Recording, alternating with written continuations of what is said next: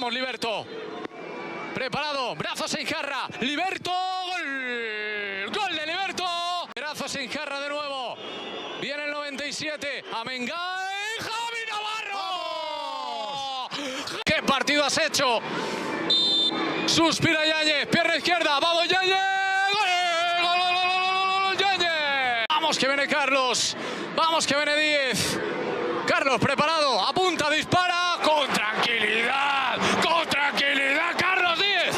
Hazlo, Javi. Hazlo, Navarro. Vamos, Tian. No, Tian, no. Vamos, Javi. Vamos, Javi. Vamos, Javi. Vamos, Javi Navarro. ¡Viva la madre que te parió, Javi! ¡Viva la madre que... Javi Navarro, du Teufelskerl, schon wieder 2 Elfer gehalten von 4. Der hat eine Paradenquote von 50%. Wie kann man so ein Torwart sein? Noch ein Elfer und Real Madrid gewinnt das Ding. Komm, zusammen. Komm, Aguado. Komm, Aguado. Dann haben wir das Ding. Komm, Diego. Aguado, mach es. Ja! Vamos! Real Madrid gewinnt zum 2. Mal die Youth League. Ja! Vamos, Javi Navarro, du Teufelskerl. Was für ein Spiel. Hochverdient, Real Madrid die bessere Mannschaft. Wir haben's. Vamos! ¡Vamos! ¡Que hay que campeonar! ¡Que hay que campeonar! ¡Diego Aguado! ¡Vamos, Diego! ¡Con confianza! ¡Diego Aguado! 3, 2, 1. ¡Vamos!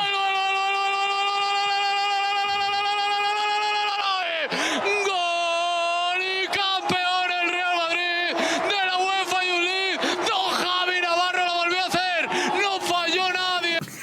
Hallo meine Freunde, hola Madridistas, unsere Jungs haben es tatsächlich geschafft. Sie gewinnen die Youth League im Elfmeterschießen gegen Club Brügge auf dramatische Art und Weise. Was da los ist, erzähle ich euch natürlich in diesem Video. Boah, das tat so gut auf die Seele, ganz ehrlich.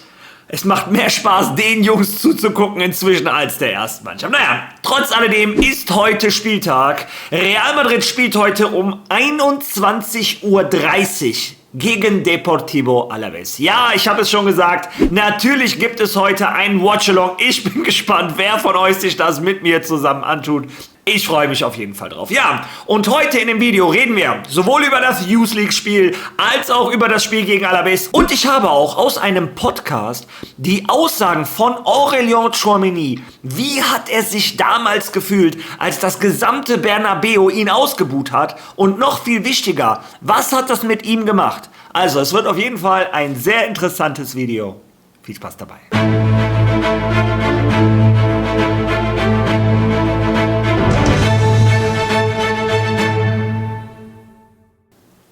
Ja Leute, was für eine Freude. Ich habe gestern mit meinem Sohn zusammen dieses Spiel geschaut und wir haben gesprungen und getanzt und gelacht, als dieses Tor, das entscheidende Tor von Diego Aguado im Elfmeterschießen gefallen ist. Und ich wollte euch mal meine Eindrücke zu diesem Spiel geben. Zunächst einmal möchte ich euch die Statistiken zeigen, damit ihr seht, dass was ich euch erzähle jetzt nicht nur die Brille eines Madridistas ist, sondern auch von Zahlen und Fakten und Daten hinterlegt ist.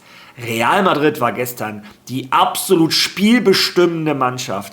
Wesentlich besser als Club Brügge. Club Brügge hatte gegen Barcelona und gegen Atletico Madrid kein Tor kassiert. Und die hätten gestern zur Halbzeit ganz entspannt schon 3 oder 4-0 zurückliegen können. Was ein Daniel Yáñez und ein Jesús Fortea gestern in den ersten 45 Minuten abgeliefert haben, das sah aus, als wenn Erwachsene gegen Kinder spielen.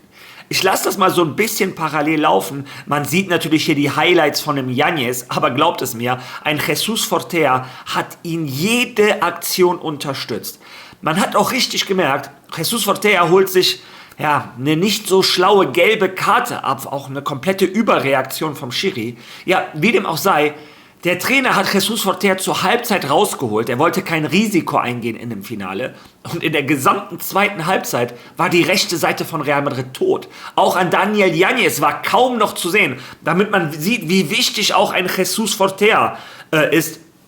Ganz ehrlich, Ich würde diesem Jungen endlich mal eine Chance in der ersten Mannschaft geben. Wir suchen ein Backup für einen Dani Carvajal, wenn er nicht mehr da ist. Wir haben den bei Real Madrid Castilla. Dieser Junge ist echt ein toller Fußballer, explosiv, vorne immer bei jedem Angriff an der Grundlinie zu sehen. Hinten hilft er auch immer aus, also wirklich.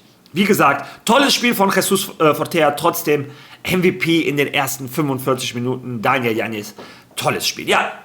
Und es kommt, wie es kommen muss. Real Madrid geht natürlich auch über eine Situation aus der rechten Seite in Führung. Yanez auf Fortea, der bringt den Ball rein. Jacobo wie ein echter Mittelstürmer mit der Hacke rein. Mein Sohn hat das gestern versucht, 20 Mal nachzuspielen.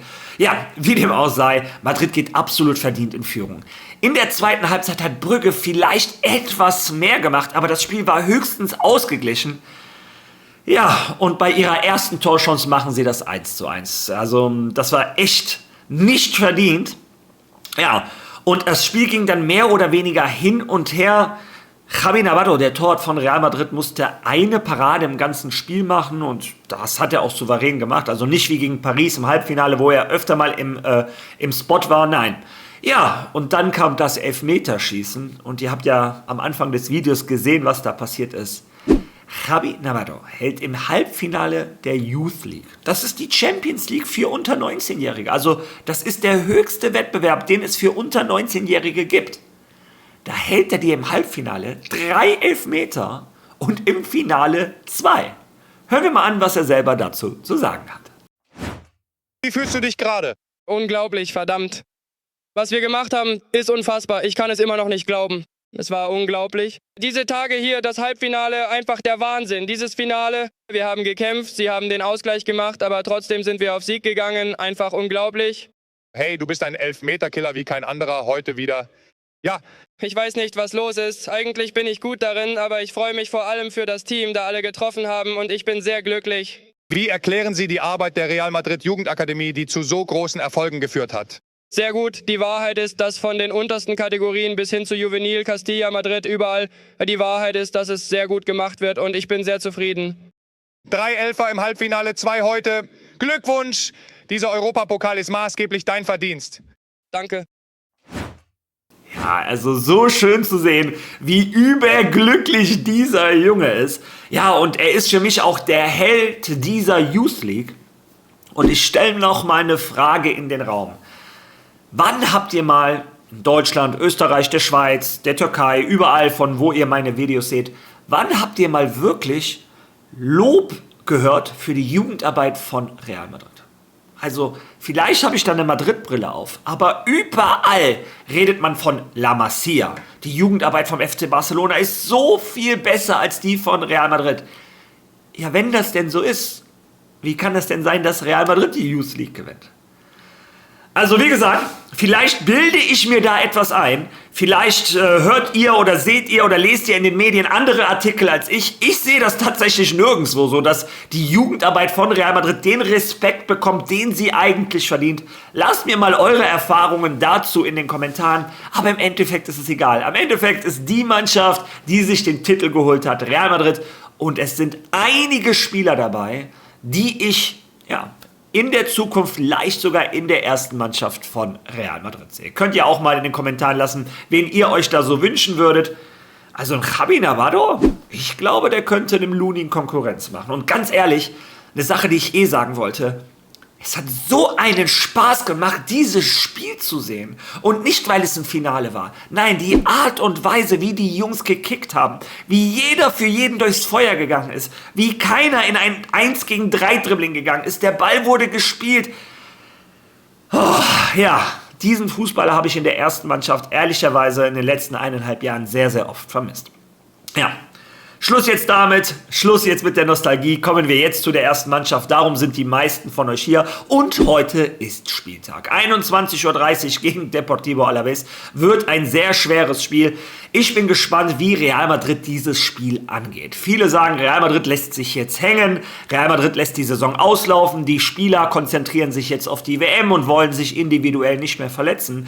Doch wenn man aus Stimmen von Madrid hört, soll genau das andere der Fall sein. Ein Álvaro Arbeloa hat extra eine Versammlung mit den Spielern gesucht, um denen klarzumachen, diese 7 Spiele sind dem Madridismo sehr wichtig. Hört euch diese Information einmal an. Lass mich dir auch sagen, dass es gestern Morgen in Valdebebas ein weiteres Treffen zwischen Arbeloa und der Mannschaft gab.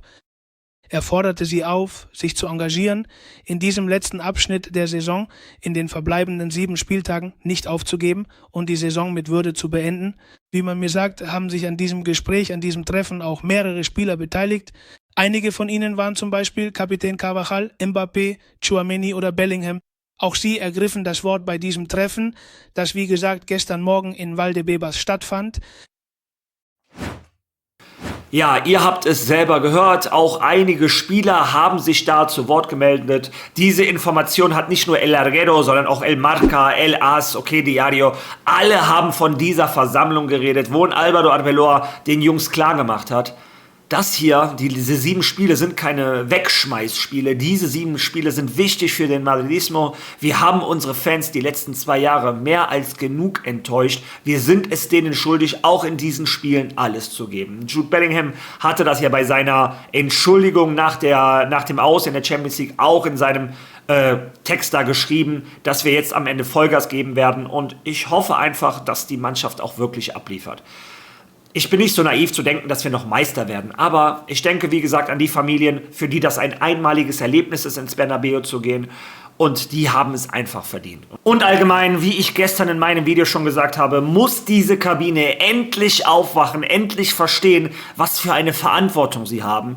Wenn du Spieler von Real Madrid bist, dann hast du nicht das Endziel erreicht, sondern dann startet erst deine Arbeit, ja, um den Madridismo, um der Welt des Fußballs mehr oder weniger das zu geben, was sie verdient hat. Ein starkes, ein seriöses, ein erfolgreiches Real Madrid.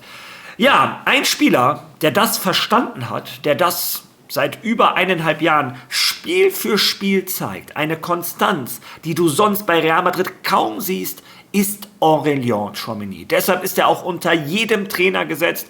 Ja, eine Säule des Madridismo.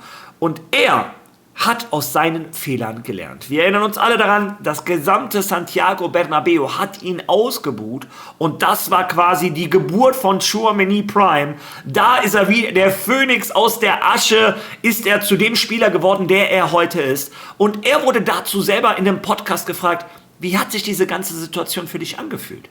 Ja, hören wir mal die Antwort von Aurélien Tchouaméni. Wie schwer war es, ausgebuht zu werden? Wir haben nicht das Gefühl, dass wir diese individuelle Kritik bekommen, dass sie dich persönlich ausbuhen. Oder? Ich zum Beispiel habe das noch nie erlebt. Ich war aber auch nie auf deinem Niveau, habe nie mein Land vertreten oder für den größten Verein der Welt gespielt. Wie war es, diesen Teil deiner Reise verarbeiten zu müssen? Das war auf jeden Fall ein sehr wichtiger Moment in meinem Leben und in meiner Fußballkarriere. Also ich war in einer schwierigen Situation. Und zu der Zeit habe ich auch nicht wirklich auf meiner Position gespielt, weil zum Beispiel die Innenverteidiger in unserem Team verletzt waren. Also musste ich als Innenverteidiger spielen. Und ich habe mich schwer getan, weil das nicht meine Position war. Ich habe einfach versucht, dem Team zu helfen. Aber ich muss auch Verantwortung übernehmen. Denn auch wenn ich auf meiner Position gespielt habe, habe ich nicht wirklich gut gespielt. Es ging mir gut, aber ich hätte es besser machen können. Wir hatten ein Spiel und sind ins Stadion gefahren. Wir wurden am Tag zuvor, die Woche zuvor von Barcelona im Finale vernichtend geschlagen. Ich wusste also, dass ich ein bisschen zum Sündenbock gemacht werden würde. Ich bin im Stadion angekommen. Die ersten 10, 20 Minuten bei jeder meiner Ballberührungen buht mich das ganze Stadion aus. Und zuerst habe ich es nicht wirklich verstanden und dann dachte ich, bin ich das? Nun, du hast 2 Möglichkeiten. Entweder bringt es dich um oder du sagst dir, okay, es ist, wie es ist. Mal sehen, was ich kontrollieren kann und das Einzige, was ich kontrollieren kann, ist meine Leistung. Und ich habe an diesem Tag wirklich gut gespielt. Am Ende des Spiels haben die Leute applaudiert und alles, aber definitiv am Tag danach habe ich darüber nachgedacht und mir gesagt, okay, es ist wie es ist, aber die Leute werden reden, was sie wollen, tun, was sie wollen, aber ich darf ihnen nicht die Gelegenheit geben, mich auszubuhen. Was ich tun kann, ist noch härter zu arbeiten und die beste Version meiner selbst zu sein. Ja, und genau das ist das, was der Madridismo von dir will.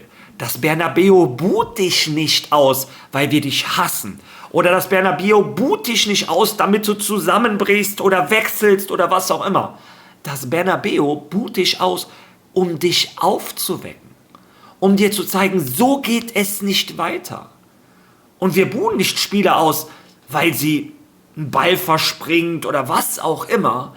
Wir buhen Spieler aus, weil wir der Meinung sind, die geben nicht alles, was sie haben. Und Tchouaméni hat ja selber zugegeben, er hat danach noch mehr Gas gegeben, um die beste Version von sich selber zu sein. Und überlegt mal, wie viele Spieler von Real Madrid habt ihr im Gefühl, geben alles auf den Platz, um die beste Version von sich selber zu sein? Ganz ehrlich, mir fallen vielleicht eine Handvoll Spieler ein, wo ich sage, die geben alles, um ihre beste Version zu sein. Und ja, eine von diesen Figuren ist sogar ein Fran Garcia. Wie gesagt, das ist auch ein Spieler, der meiner Meinung nach nicht ausgebuht gehört. Der hat einfach nur nichts bei Real Madrid zu suchen, aber er gibt zumindest alles, was er hat. Aber das sollte jetzt hier kein Fran Garcia-Diss 10.0 auf meinem Kanal werden. Nein, wie gesagt, das waren die Aussagen von dem Aurélien Tchouaméni, die mich begeistert haben, die eigentlich auch in der Dauerschleife in der Kabine von Real Madrid laufen sollten. Auch Eduardo Camavinga sollte sich das anhören. Nichts gegen seine Tränen, nichts gegen Emotionen. Aber wenn du deine Situation ändern möchtest, helfen dir keine Tränen, sondern harte Arbeit und ein anderes Mindset. Ein seriöses Mindset, was einem Eduardo Camavinga meiner Meinung nach bisher gefehlt hat. Aber nicht nur ihm, auch einem Vini, auch anderen Spielern. Ja, das ist meine persönliche Meinung. Eure ist wie immer in den Kommentaren gerne gelesen. Ja, und zu guter Letzt, bevor ich mich bis heute Abend verabschiede, kommt jetzt die Aufstellung, die ich machen würde, wenn ich Trainer von Real Madrid wäre.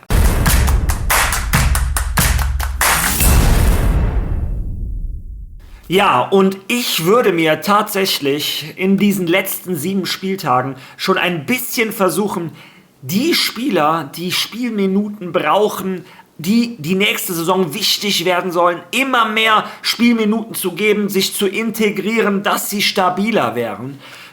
Und deshalb würde ich spielen im Tor mit André Lunin, da haben wir keine andere Alternative. Rechts hinten würde ich spielen mit einem Dani Carvajal. Vielleicht kommt er wieder zur alten Form. Vielleicht können wir ihm seinen Traum von der WM mit Spanien erfüllen. Würde mich persönlich für unseren Kapitän freuen. An seiner Seite würde ich spielen in der Innenverteidigung mit einem Eder Militao und einem Dienhausen. Ein Dienhausen hat im wichtigen Spiel gegen Bayern nicht gespielt, aber er soll eine Säule des Madridismos auf die nächsten Jahre werden. Dieser Junge soll bis zum Ende der Saison jedes Spiel machen. Links hinten, und viele erschlagen mich jetzt, ich würde einen Álvaro Carreras spielen lassen. Ich weiß, ein Mondi ist besser, aber erstens, gegen Alavés brauchen wir einen offensiv starken Außenverteidiger, meiner Meinung nach. Und zweitens, auch ein Carreras soll, wenn es nach mir geht, so viele Minuten wie es geht sammeln in diesen letzten 7 Spielen. Weiß Gott, vielleicht fährt er ja auch mit Spanien zur WM. Dann, davor würde ich spielen mit einem Aurélien Tchouaméni und einem Bellingham auf der Doppel-6. Ich fand das gegen die Bayern ehrlicherweise ganz gut. Und ein Bellingham ist genau die Position, die ich seit langem von ihm verlange. Ich möchte nicht, dass er sich nur als Zehner sieht, der vorne Tore machen soll. Nein, ich möchte ihn vorne und hinten sehen. Und wenn du ihm mit der 6 diese Verantwortung gibst, dann klappt das auch hinten. Und ich glaube, dann kann man das ganze Potenzial von Jude Bellingham sehen. An seinen Seiten oder an den Seiten von den beiden. Natürlich rechts ein Fede Valverde, da ist die Position, wo der wieder explodiert ist. Links Arda Güler. Ich glaube, ich brauche nicht mehr sagen, warum. Könnt ihr Manuel Neuer fragen, wenn er aus dem Netz gekommen ist. Ja, und vorne im Sturm. Ja, und ich tue mir schwer. Aber, was soll ich sagen? So wie es aussieht, plant Real Madrid fest mit einem Vini und einem Mbappé. Das sollen die Säulen im Sturm sein von Real Madrid auf die nächsten Jahre. Ja, und irgendwie müssen wir es ja schaffen, dass die beiden funktionieren. Und das kannst du meiner Meinung nach nur schaffen, wenn die auch zusammen spielen. Deshalb würde ich wahrscheinlich mit den beiden spielen, damit sie endlich irgendwann zusammenfinden und nicht die Fehler aus der Allianz Arena wiederholen. Ich erinnere mich an die Szene, wo Mbappé einfach nur nach links auf Vini schieben kann oder oft genug, wo Vini einfach mit Kopf durch die Wand möchte, anstatt abzuspielen. Ja. wie gesagt, das wäre wahrscheinlich die Aufstellung, die ich wählen würde. Wobei, wenn ich Trainer von Real Madrid wäre, wahrscheinlich dem Präsidenten sagen würde, das funktioniert so nicht, wir müssen hier was ändern. Naja, aber das wäre wahrscheinlich die Aufstellung, die ich machen würde, wenn ich Trainer von Real Madrid wäre. Ja, jetzt kannst du mich in den Kommentaren gerne erschlagen für diese Aufstellung. Aber ansonsten, für das Rest des Videos hätte ich gerne deine Meinung. Was sagst du zu Aurélien Tchouaméni? Was sagst du zur Youth League? Lass deine Meinung bitte in den Kommentaren. Wenn du schon mal da bist, like dieses Video, hype dieses Video. Wer noch kein Follow da gelassen hat, drück drauf, unterstützt den Kanal ungemein. Und ich würde vorschlagen, wir sehen uns heute Abend wieder. Mal schauen, wie lange wir zusammen durchhalten. Also, bis dahin. ¡A la Madrid!